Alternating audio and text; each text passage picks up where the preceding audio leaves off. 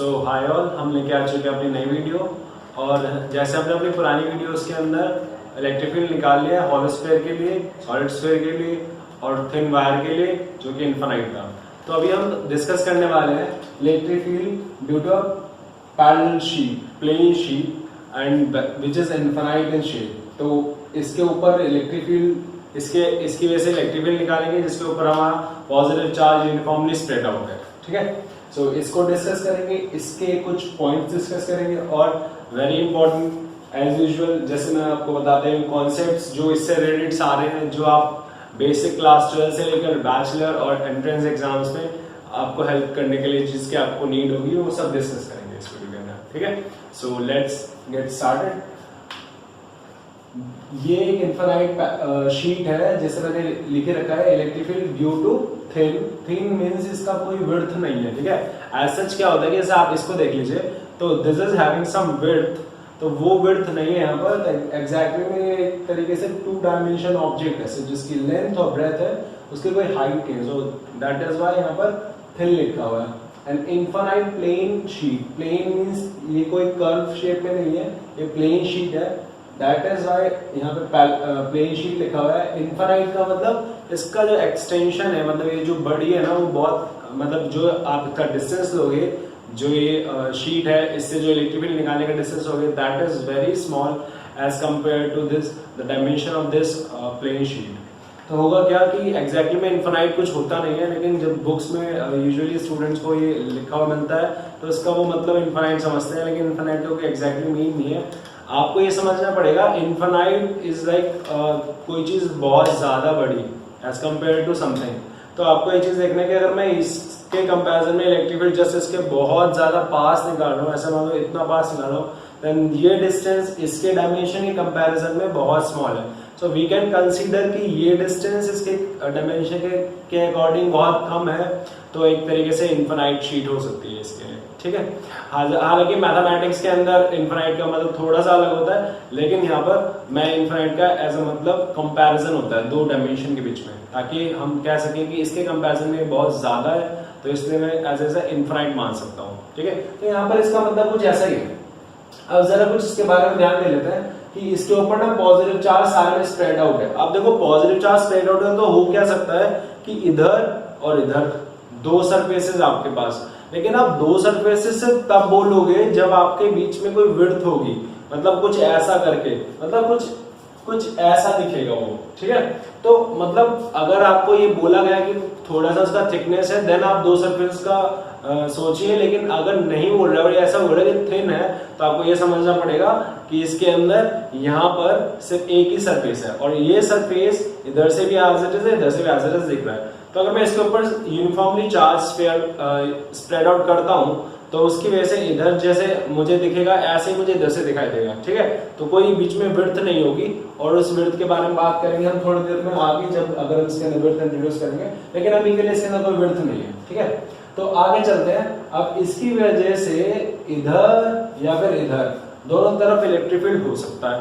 तो ये चार्ज यहाँ पर है, आप इधर इलेक्ट्रिक फील्ड भी हो सकते हैं, इधर भी इलेक्ट्रिक फील्ड हो सकते हैं, तो हमें वो इलेक्ट्रिक फील्ड निकालना है बेसिकली। तो हम क्या करेंगे, यहाँ पर हम गॉसियन सरफेस बनाएंगे, गॉस लॉ लगाएंगे और फिर नॉर्मल जैसे हम डेफिनेशन से फ्लक्स निकालते हैं वो कंपैरिजन करेंगे, उससे फिर हम फ्लक्स निकालेंगे।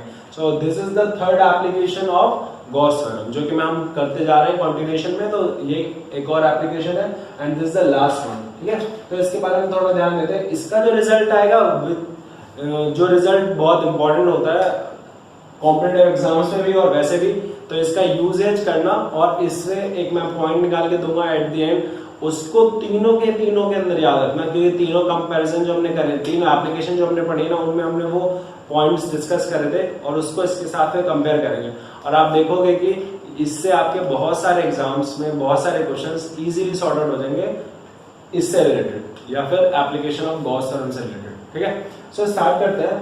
फ्रॉम गॉस लॉ हमें पता है flux is nothing but Q enclosed by epsilon naught। अब आपको पता है Q enclosed आपको निकालना है, तो थोड़ा सा यहाँ पे आइडिया दे देता हूँ कि हमने सिलेंड्रिकल सरफेस क्यों बनाया है। एज सेम मैं वही फिर से दोबारा से बताऊंगा कि गॉसियन सरफेस आपको इस तरीके से बनाना होता है कि गॉसियन सरफेस के ऊपर इलेक्ट्रिक फील्ड की वैल्यू आपको सेम मिले, बिकॉज एट द एंड तुम्हें इंटीग्रेशन करना है, इंटीग्रेशन कितना इलेक्ट्रिक फील्ड आएगा, एंड अगर आप इलेक्ट्रिक फील्ड को बाहर निकाल सकते हो उस इंटीग्रेशन से, तब वो इंटीग्रेशन इजी हो जाएगा।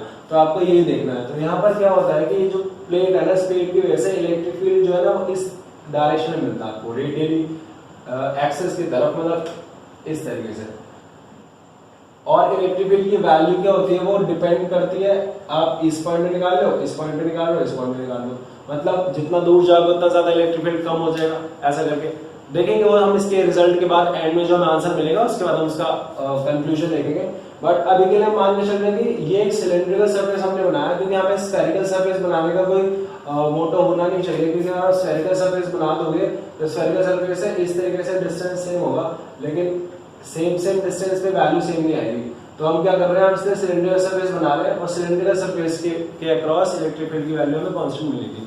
तो हम देखते हैं क्या होता है यहाँ पर इस, जब तुम सिलेंड्रिकल सरफेस को देखोगे तो सिलेंड्रिकल सरफेस के अंदर में चार्ज के बारे में बात करनी है, कितना चार्ज इंक्लोज किया हुआ है। तो देखो यहाँ पर सिर्फ इतने हिस्से का चार्ज ही इंक्लोज होगा, बाकी ये जो हिस्से का चार्ज है और जो ये हिस्से का चार्ज है, ये सारा चार्ज तुम्हारे सिलेंडर से बाहर जा रहा है, मतलब सिलेंडर के अंदर नहीं है।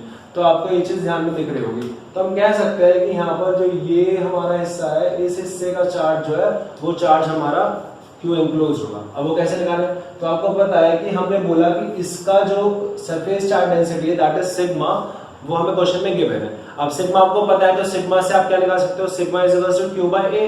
तो आपको एरिया पता होना चाहिए, आप उसकी इनटू सिग्मा से कर दो, then you will get the charge of that area. तो आपको ये पता होना चाहिए कि इस एरिया का मतलब इसकी वैल्यू कितनी है। तो हमने वो एज्यूम करी कि इस एरिया की जो वैल्यू वो ए है, हम ए यही होगा, ये भी सेम, क्योंकि सर्कल है पूरा सिलेंडर का सेम होगा।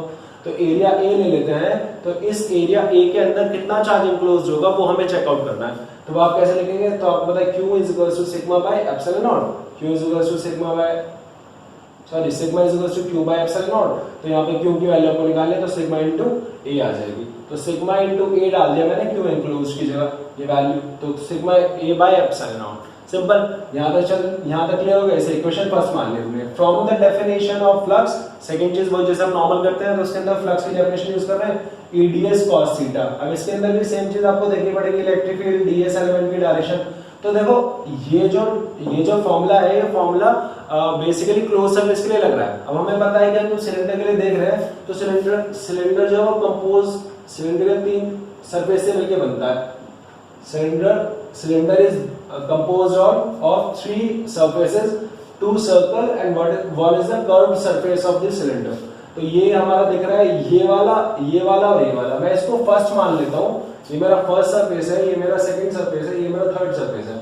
क्योंकि क्या करना है ना, अपने को इलेक्ट्रिक फील्ड तीनों की वजह से अलग अलग निकालना है, फिर एट द एंड उन तीनों इलेक्ट्रिक फील्ड को जोड़ देना है, ताकि मुझे पूरे सिलेंडर के अक्रॉस क्या मिल जाए, फ्लक्स।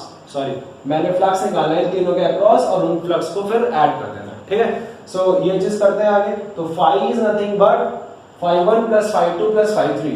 तो हम लिख लेते हैं ये चीज, phi is nothing but phi1 plus phi2 plus phi3, जिसमें phi1 और phi3 है तुम्हारे 2 सर्कल के लिए, और phi2 है जो तुम्हारा सिलेंडर के लिए, कर्व सरफेस के लिए। तो phi2 के बारे में आप थोड़ा ध्यान देते हैं कि आपको दिख रहा है कि इलेक्ट्रिक फील्ड की डायरेक्शन कुछ इस तरीके से दे रखी है। तो आपको ये देखना पड़ेगा क्या इस कर्व सरफेस के लिए अगर एन कैप देखे तो एन कैप कैसे जाएगा, ऐसे। नीचे की तरफ देखे तो कैसे जाएगा, ऐसे। या फिर इधर देखे तो कैसे जाएगा, ऐसे। या फिर इधर देखे तो कैसे जाएगा, ऐसे। तो एन कैप की डायरेक्शन आपको दिख रही है यहाँ पर। एन कैप की डायरेक्शन जो है वो इलेक्ट्रिक फील्ड के कैसी है, परपेंडिकुलर है।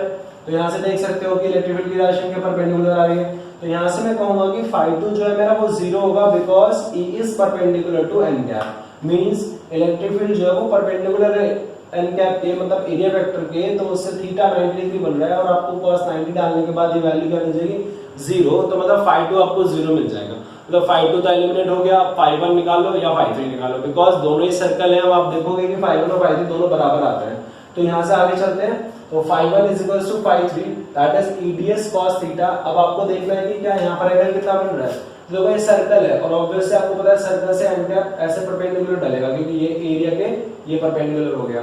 अब इलेक्ट्रिक फील्ड भी तो इधर ही जा रहा है, तो इसकी वजह से जो इलेक्ट्रिक फील्ड और एन कैप के बीच में जो एंगल बन रहा है दैट एंगल इज 0 डिग्री। तो ये एंगल कितना बन गया 0, तो यहाँ से आपको पता चलेगा cos 0 मतलब 1, तो यहाँ पे आप वैल्यू पुट कर दीजिए। फिर ईडीएस आपको पता है इलेक्ट्रिक फील्ड कांस्टेंट बाहर निकल जाएगा, डीएस का अब आपको पता देखो डीएस डीएस डीएस इस सरफेस में जब डीएस डीएस लेंगे तो इससे क्या बन जाएगा इसका एरिया, तो डीएस से क्या बन जाएगा ए, तो ई इंटू ए आ जाएगा। तो ये जो फ्लक्स आया है ये फ्लक्स आया 5-3 के अक्रॉस। अब जब 5-1 के अक्रॉस निकालोगे तो 5-1 का एन कैप जो जाएगा वो इधर जाएगा, 5-1 का एन कैप इधर जाएगा और इलेक्ट्रिक फील्ड भी उधर ही है, तो इसमें भी cos 0 आ जाएगा, इलेक्ट्रिक फील्ड बाहर आ जाएगा, डीएस का क्या हो जाएगा ए हो जाएगा बिकॉज इसका भी एरिया है, तो इसकी वजह से भी ई ए आएगा। तो आपको पता है phi is nothing but phi1 plus phi2 plus phi3, phi2 0 हो गया, phi1 EA है, phi2 भी EA है, तो आपने वैल्यू पुट कर दी EA plus EA that is 2EA, इसे इक्वेशन सेकंड मान लेते हैं। थोड़ा सा यहाँ पे ध्यान देते हैं कि यहाँ पर जैसे हम कर रहे हैं EDS cos 0 से E into A, ये जो ये निकाल रहे हैं, लेकिन DS पे थोड़ा ध्यान देना कि DS जो है ना वो आप कैसे रखते हो, मतलब डीएस जो है एलिमेंटल एरिया वो किस पे निकालते हो। तो जैसे आप पहले पूरे क्लोज सरफेस के लिए निकाल रहे थे सिलेंडर के लिए, तो देखो सिलेंडर में ना 3 अलग अलग जगह पे अगर आप जाओगे इंटीग्रेशन करने पे तो आपको फिर वहां पे अलग अलग डीएस बनाने पड़ेंगे। मतलब स्फीयर में तो क्या होता है, स्फीयर में तो देखो ऐसा होता है, तो आप यहाँ पे डीएस लेते हो तो पूरे सरफेस पे डीएस एक ही जैसा चलता है, लेकिन जब आप सिलेंडर पे जाते हो तो सिलेंडर का एक कर्व सरफेस होता है, एक फ्लैट 2 फ्लैट सर्कल होते हैं, तो उनके लिए जब डीएस लोगे तो अलग लोगे, उनके लिए कर्व सरफेस के लिए जब डीएस लोगे तो अलग लोगे। तो होता यही है कि जब आप सिलेंडर के लिए जाए तो उसको 3 पार्ट में ब्रेक कर ले, तीनों का अलग अलग निकालें और उनको फिर ऐड कर दीजिए ताकि आपको फ्लक्स मिल जाए, because flux is a scalar quantity, आप डायरेक्टली इन्हें ऐड कर सकते हो, तो इसलिए यहाँ पर हम इस तरीके से कर रहे हैं। तो हमें पता चल गया कि फ्लक्स जो है वो 2EA आ रहा है इस सिलेंडर के अक्रॉस। अब आपको फ्लक्स यहाँ से भी मिल गया, गॉस थ्योरम से मिल गया, आप दोनों को क्या कर दो कंपेयर कर दो। तो from first and second 2EA is equals to sigma E by epsilon naught, A से A कैंसिल, E 2 नीचे चला गया, E is equals to sigma by 2 epsilon naught. This is a very important result. You will remember this result for further classes and also for the conceptual point of view and also in the competitive exam. This will help you a lot because ऐसे question बहुत आते हैं और इसके अंदर आपको directly formula याद होना चाहिए, sigma by 2 epsilon not for thin sheet. आपको याद है थिन है ये, इसका कोई थिकनेस नहीं है, जब थिकनेस आएगा तो उसका देखेंगे थोड़ा फॉर्मूले में चेंज आ जाएगा, तो हम उसी को सॉर्ट आउट कर लेंगे अभी आगे।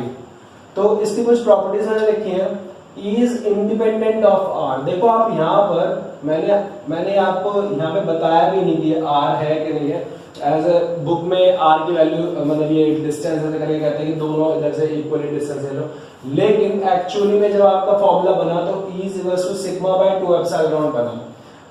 ये फॉर्मूला इंडिपेंडेंट है आर से, मतलब कि आप कितना दूरी पर इलेक्ट्रिक फील्ड निकाल रहे हो वो मैटर नहीं कर रहा है, मतलब आप यहां पर निकालो चाहे आप यहां पर निकालो, आपको इलेक्ट्रिक फील्ड की वैल्यू क्या मिलने वाली है, sigma by epsilon not, sigma by 2 epsilon not, but ये वैल्यू आर पे इंडिपेंडेंट है, तो that is why it is also an important result. इसको आपको याद रखना है। एंड इज अ कांस्टेंट, ये वैल्यू कांस्टेंट भी है, मतलब ये वैल्यू चेंज नहीं होने वाली है, ठीक है।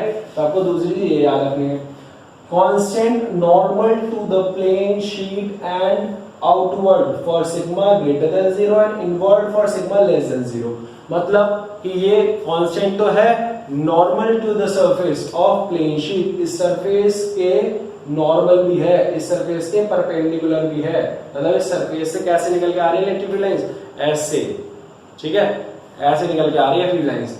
अब फील्ड लाइंस ऐसे आ रही हैं और सिग्मा लेस देन 0 के लिए, सिग्मा ग्रेटर देन 0 के लिए आउटवर्ड और इनवर्ड का केस, ये तो आपको पता होगा, मैंने पहले बता चुका हूं कि जब आप पॉजिटिव चार्ज लेते हो तो आपको रेडियली आउटवर्ड में लेके फील्ड कैसा था पॉजिटिव चार्ज से रेडियली आउटवर्ड, और आप इनवर्ड लोगे तो कैसा केस बन जाएगा नेगेटिव वाला, मतलब नेगेटिव चार्ज अगर यहाँ पर होता नेगेटिव नेगेटिव नेगेटिव नेगेटिव तो क्या होता, ये इलेक्ट्रिक फील्ड लाइंस ऐसे अंदर जाएगी होती, जो कि आपको बहुत क्लियर है, ठीक है।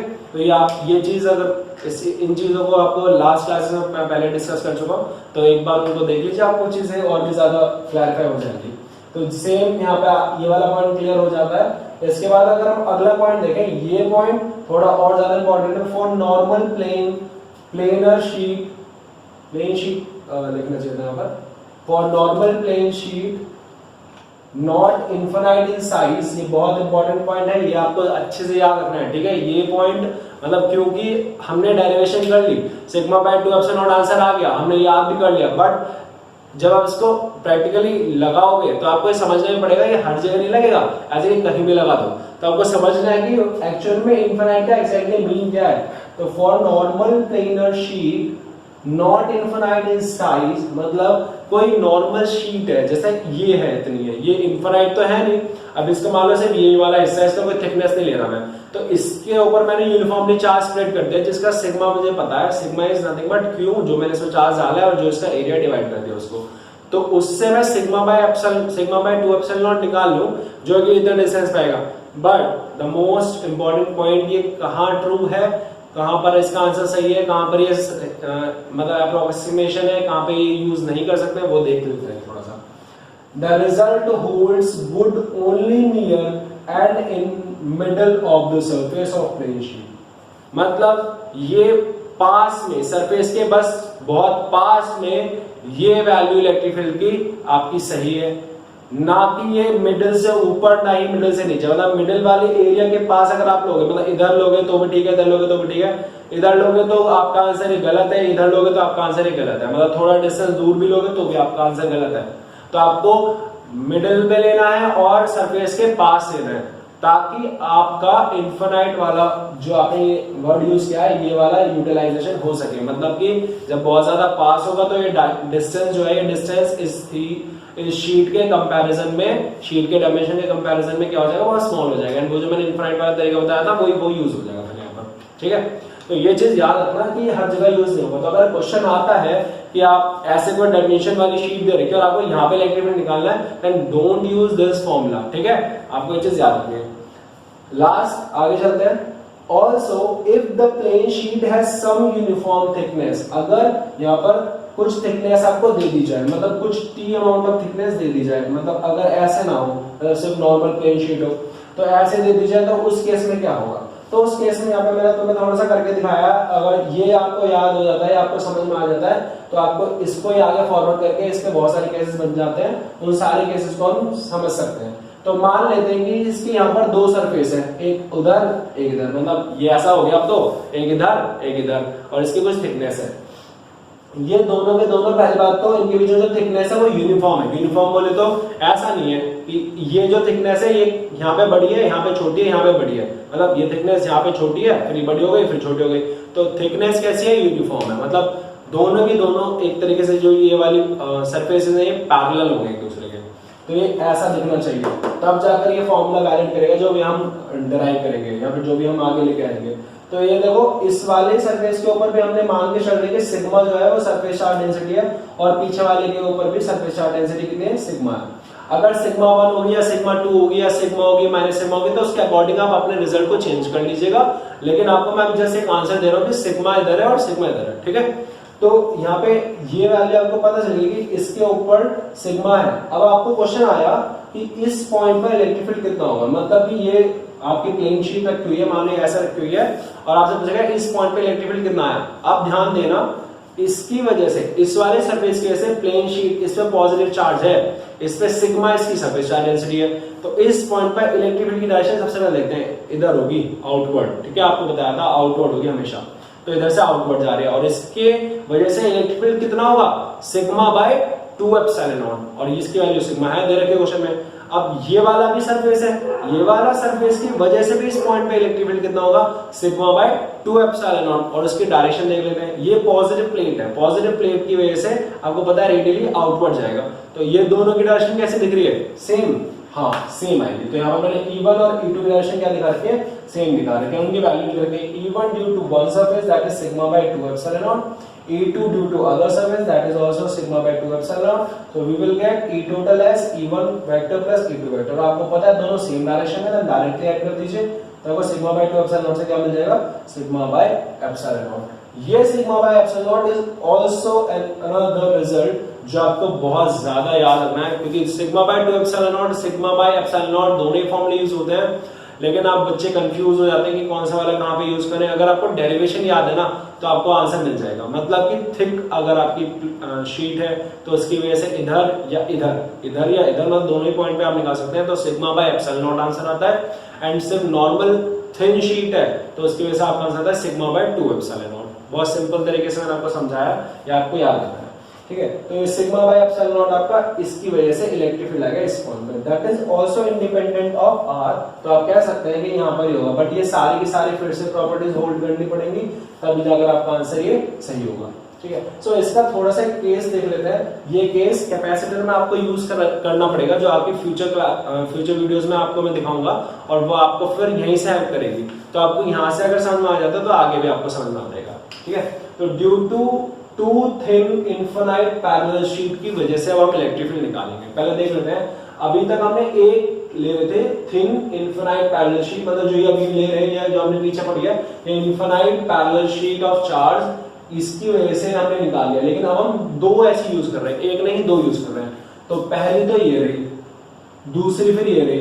तो पहले के ऊपर हमने सिग्मा 1 सरफेस चार्ज डेंसिटी ले रखी है और दूसरे के ऊपर हमने सिग्मा 2 सरफेस चार्ज डेंसिटी ले रखी है।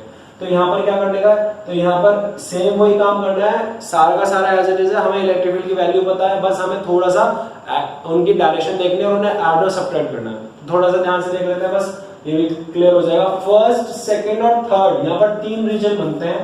एक देखो इस वाले सरफेस से इधर, एक उधर, और एक इन दोनों के बीच में। तो फर्स्ट सरफेस में इलेक्ट्रिक फील्ड निकालेंगे, सेकंड सरफेस में इलेक्ट्रिक फील्ड निकालेंगे और थर्ड सरफेस में इलेक्ट्रिक फील्ड निकालेंगे, और इन तीनों इलेक्ट्रिक फील्ड को फिर हम एज रिमेंबर कर लेंगे, फिर उन चीजों को आगे फर्दर यूज करेंगे, ठीक है। तो रीजन फर्स्ट में इलेक्ट्रिक फील्ड निकालने के लिए क्या करना है, आपको इलेक्ट्रिक फील्ड E1 निकालना है, E2 निकालना है, फिर उनका टोटल निकालना है। E1 का क्या मतलब है, पहले सरफेस की वजह से इलेक्ट्रिक फील्ड कहां पर, फर्स्ट रीजन में। मान लो ये कोई पॉइंट है, तो इस पॉइंट पर रीजन फर्स्ट में, इस पॉइंट पर इस वाली सरफेस के से जो इलेक्ट्रिक फील्ड आएगा that is E1 sigma 1/2 epsilon not. कैसे आया आपको पता है, थिन शीट की वजह से आपका आंसर आना चाहिए sigma by 2 epsilon not. Sigma by 2 epsilon not, sigma यहां पर कितना है, सिग्मा 1, तो सिग्मा 1/2 एप्सिलॉन नॉट। सेम इसकी वजह से कितना आना चाहिए, E2 is equals to sigma 2/2 epsilon naught, because ये भी थिन शीट है। बस आपको इनकी डायरेक्शन देखनी है। तो देखो ये पैरेलल प्लेट है, तो पैरेलल प्लेट की वजह से इलेक्ट्रिक फील्ड हमेशा कैसा है, रेडियली आउटवर्ड। इसकी वजह से भी कैसा है, रेडियली आउटवर्ड। ये E1, ये E2, तो आपको दिख रहा है यहाँ पर E1 और E2 क्या हो रहा है, ऐड हो रहे हैं। तो आप देखो जब मैंने ऐड करोगे तो सिग्मा 1 प्लस सिग्मा 2 तो आ जाएगा एक साथ, और 2 एप्सिलॉन कॉमन आ जाएगा, तो वो नीचे मैंने एज इट इज रख दिया। तो ये आपका क्या आ गया, ये आपका आ गया total electric field in region first due to this two thin parallel sheet of charge, ठीक है। तो यहाँ पर ये क्लियर हो गया होगा आपको। अब रीजन 2 के बारे में बात कर लेते हैं। रीजन 2 के अंदर देखो ये जो अंदर वाला सरफेस है, अब देखो ये पॉजिटिव प्लेट है, तो आपको पता है इस पॉइंट पर, ये कहीं भी एक पॉइंट ले लो, इस पॉइंट पर आपको पता है इलेक्ट्रिक फील्ड रेडियली आउटवर्ड होगा। इसकी वजह से इस बार रेडियली आउटवर्ड इधर होगा, तो इधर E1 लिख दिया, इधर E2 लिख दिया। अब आपको समझ में आ रहा होगा कि यहाँ पर इलेक्ट्रिक फील्ड कैसी डायरेक्शन में, अपोजिट डायरेक्शन में। अब अगर ये अपोजिट डायरेक्शन में, तो इस बार ऐड नहीं होगा, इस बार क्या हो जाएगा, सब्ट्रैक्ट हो जाएगा। तो वैल्यूज तो आपको पता है, E1 E2 की वैल्यूज जो है सेम है, क्योंकि आपको पता है थिन पैरेलल शीट की वजह से आपको चार्ज जो है ना वो डिपेंड नहीं करता कि कितने डिस्टेंस पे आप ले रहे हो। तो ये आपको ये चीज क्लियर हो गई होगी। तो E1 E2 को माइनस करना है, इस बार E1 ये लिखा, E2 ये लिखा, इन दोनों करना है आपको माइनस। बस आपको माइनस करते टाइम ये याद रखना है कि इलेक्ट्रिक फील्ड कौन सा बड़ा है। तो उसके लिए हमने अज्यूम किया कि sigma 1 is greater than sigma 2। जो भी आपका सिग्मा बड़ा होगा ना उसको आप आगे लिख लीजिए, जो भी आपका पीछे होगा उसको पीछे लिख लीजिए, क्योंकि उससे क्या होगा ना, डायरेक्शन आपको मिल जाएगी। दिखाता हूं अभी तुम्हें कि E1 माइनस E2 कर रहा हूं मैं, क्योंकि यहाँ पर सिग्मा 1 मैंने बड़ा लिया, तो सिग्मा 1 बड़ा तो E1 बड़ा, तो E1 माइनस E2। तो जैसे E1 माइनस E2 करोगे तो सिग्मा 1 माइनस सिग्मा 2 आ जाएगा और 2 एप्सिलॉन नॉट नीचे आ जाएगा। So this is the total electric field at this point. मुझे लगता है क्लियर हो गया होगा। अब आपको अगला क्वेश्चन ये आएगा कि ये इलेक्ट्रिक फील्ड है तो सही, लेकिन किस डायरेक्शन में होगा, किस डायरेक्शन में होगा। तो आप ये चीज देख सकते हैं कि ये E1 की डायरेक्शन होगा, बिकॉज ये बड़ा है तो इसका इफेक्ट आएगा। तो इलेक्ट्रिक फील्ड E1 जो है ना इसकी वजह से, मतलब टोटल इलेक्ट्रिक फील्ड इस डायरेक्शन में आएगा। अगर इधर बात करें तो टोटल इलेक्ट्रिक फील्ड इस डायरेक्शन में आएगा, इधर बात करें तो इधर आएगा। और इसके बारे में थोड़ा ध्यान दे लेते हैं। तो आपको दिख रहा होगा कि ये आउटवर्ड, ये आउटवर्ड, तो इसका रिजल्ट बिल्कुल फर्स्ट की जगह जैसा सेम आ जाएगा। तो आपको ये चीज क्लियर हो गई होगी कि जैसे यहाँ पे ये दोनों को ऐड करेंगे तो आपको फिर से ये वाला रिजल्ट मिल जाएगा, और रीजन 2 में आपको ये रिजल्ट मिल जाएगा, और रीजन 3 में सेम एज रीजन फर्स्ट। तो ये तीनों के तीनों रीजन में आपको आंसर याद रहना चाहिए, बिकॉज इसका फर्दर क्लासिफिकेशन या फर्दर इसमें इलाबोरेशन हम करेंगे जब हम कैपेसिटर में आ जाएंगे, ठीक है। यहाँ पर फिर भी मैंने एक छोटा सा एग्जांपल लेके करा है कि if sigma 1 is equal to sigma and sigma 2 is equal to minus sigma, मतलब जो सरफेस, इस वाले सरफेस पे जो चार्ज है ना वो सिग्मा डाल दिया गया, उसमें सरफेस चार्ज से सिग्मा डाल दी गई है और इसमें माइनस सिग्मा डाल दी गई है। तो जैसे आप वैल्यूज पुट कर दीजिए, सिग्मा 1 की जगह सिग्मा डाल दीजिए और सिग्मा 2 की जगह माइनस सिग्मा डाल दीजिए, तो आपका आंसर मिल जाएगा। जैसे आप सिग्मा 1 की जगह सिग्मा डालेंगे और सिग्मा 2 की जगह सिग्मा माइनस सिग्मा डालेंगे, देखो ये वाला आंसर में क्या बन जाएगा, इसे सिग्मा, इसकी जगह माइनस सिग्मा, तो ये दोनों मिलकर तो क्या हो जाएगा 0 divided by 2 epsilon not, that is also 0। तो रीजन फर्स्ट में इलेक्ट्रिक फील्ड कितना आ गया, 0 आ गया। और रीजन 2 में इलेक्ट्रिक फील्ड देखो, सॉरी रीजन 3 में इलेक्ट्रिक फील्ड कितना आ जाएगा, जैसे यहाँ पे फर्स्ट में और थर्ड में सेम आ रहा था, तो फर्स्ट में अगर 0 आ रहा है तो थर्ड में भी 0 आ जाएगा। तो अगर सिग्मा है एक शीट पर और माइनस सिग्मा है दूसरी शीट पर, तो फर्स्ट और थर्ड रीजन में इलेक्ट्रिक फील्ड की वैल्यू 0 आ जाती है। तो ये चीज और भी इंपॉर्टेंट है, क्योंकि अब आप देख सकते हो कि जब आप दो पैरेलल शीट रख रहे हो जिनके ऊपर आप इक्वल और अपोजिट चार्ज डिस्ट्रीब्यूशन कर रहे हो जो कि यूनिफॉर्म है, तो आउटसाइड इलेक्ट्रिक फील्ड बनता ही नहीं है। ये बहुत इंपॉर्टेंट पॉइंट है, ठीक है।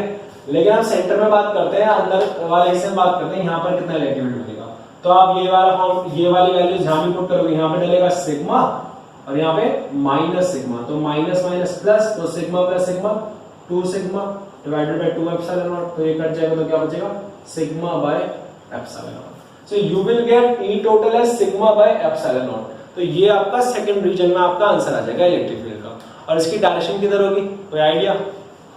तो यहां देखने वाली बात है कि अब आप देखो कि positive positive positive positive, because plus sigma आ रहा है यहाँ पर, ये प्लस सिग्मा और ये माइनस सिग्मा, तो माइनस माइनस माइनस माइनस, तो प्लस से माइनस इलेक्ट्रिक फील्ड लाइंस। अगर आपको याद होगा तो याद है क्या, हमने टॉर्क करी थी, torque on a dipole placed in uniform electric field, आपको याद होगा। तो वहां पर हमने कुछ ऐसे दिखाया था, तो वहां पर हमने कुछ बताया था कि फील्ड लाइंस ये होती है पैरेलल लाइंस। जब आपको पैरेलल लाइंस दिखानी होती है तो आप ये दिखाते हो, और इसमें यूनिफॉर्म कहते हो कि ये यूनिफॉर्म है, यूनिफॉर्म बोले तो सेम है इसकी वैल्यू। तो थोड़ा सा यहाँ देख लेते हैं, क्या ये जो वैल्यू आई है सिग्मा बाय एप्सिलॉन, क्या ये कांस्टेंट नहीं है? Sigma is constant, epsilon not is constant. तो यहाँ पर हम देख सकते हैं कि ये वैल्यू कांस्टेंट है, और ये फील्ड लाइंस तभी बनती है जब ये कांस्टेंट होता है इलेक्ट्रिक फील्ड। तो आप अगर इस पूरे रीजन में कहीं भी इलेक्ट्रिक फील्ड निकालोगे तो आपको सिग्मा बाय एप्सिलॉन नॉट ही मिलेगा, and this value is constant, that is why parallel lines यहाँ पर बनेंगी। तो पैरेलल लाइंस मैंने इसलिए बनाई, और पॉजिटिव से निकली और नेगेटिव में जा रही है, तो ये चीज इसलिए इंपॉर्टेंट है। अगर आप प्रैक्टिकली सोचे कि आपको कोई यूनिफॉर्म इलेक्ट्रिक फील्ड लाइंस बनानी है, तो आपको पता चल गया कि आप कैसे बना सकते हैं। मतलब यहाँ पर पॉजिटिव चार्ज, यहाँ पर नेगेटिव चार्ज, दोनों इक्वल और अपोजिट चार्ज डिस्ट्रीब्यूशन और यूनिफॉर्मली चार्ज होना चाहिए। तो अंदर जो फील्ड लाइंस बनेगी ना वो यूनिफॉर्म बनेगी, उनकी वैल्यू भी आपको पता है सिग्मा बाय एप्सिलॉन नॉट, और आउटसाइड दोनों तरफ कितना हो जाएगा आपका आंसर 0। सो बेसिकली ये कैपेसिटर का वर्किंग है, आगे हम देखेंगे इसको जब लिंक करेंगे। सो यहां तक मुझे लगता है आपको कोई डाउट नहीं होगा, और अगर कोई डाउट है फिर भी तो आप मेरे से एज यूजुअल पूछ सकते हैं, एंड मैं आपके हर सवाल के जवाब देने की पूरी कोशिश करूंगा, ठीक है। सो यहाँ पर एक चीज, uniform and not depend on the distance between the sheets, मतलब ये जो वैल्यू आ रही है, या फिर sigma by 2 epsilon naught value आ रही है, या फिर सिग्मा बाय एप्सिलॉन नॉट जो वैल्यू आ रही है, ये वैल्यूज आर पे डिपेंड कर ही नहीं है। मतलब कि आप यहां निकालो यहां निकालो यहां निकालो, आपको आंसर सेम मिलेगा जब तक कि आपकी अप्रोक्सीमेशन लग रही है, मतलब इनफिनिट शीट की। तो मेरे हिसाब से मैंने जब स्फीयर वाला केस करा था, वहां पे मैंने कुछ देखा था आउटसाइड केस के लिए, और फिर मैंने थिन एक वायर का किया था ना, कि जिसमें हमने इनफिनिट वायर लिया था, जिसमें हमने पॉजिटिव चार्ज आ रहा था ऐसे, उसका किया था। और अब हम प्लेन शीट का कर चुके हैं, तो हम क्या एक सिमिलैरिटी देख सकते हैं या डिफरेंस देख सकते हैं इलेक्ट्रिक फील्ड के अंदर आउटसाइड रीजन में? तो मैं उस पॉइंट को आपको अगली क्लास में पूछूंगा और उसका आंसर भी दूंगा। तुम इस पे एक बार ध्यान देना कि तीनों के अंदर आउटसाइड रीजन के लिए इलेक्ट्रिक फील्ड कैसा आता है और कैसा दिखता है, मतलब उनमें रिलेशन कैसा आया। तो वो चीज एज अ पॉइंट लिख लेना, because that is also very important part, because graphs में उससे डायरेक्टली आप आंसर दे सकते हो, ठीक है। सो मिलते हैं अगले वीडियो के अंदर, और इस वीडियो के अंदर इतना ही। So that's it, bye bye.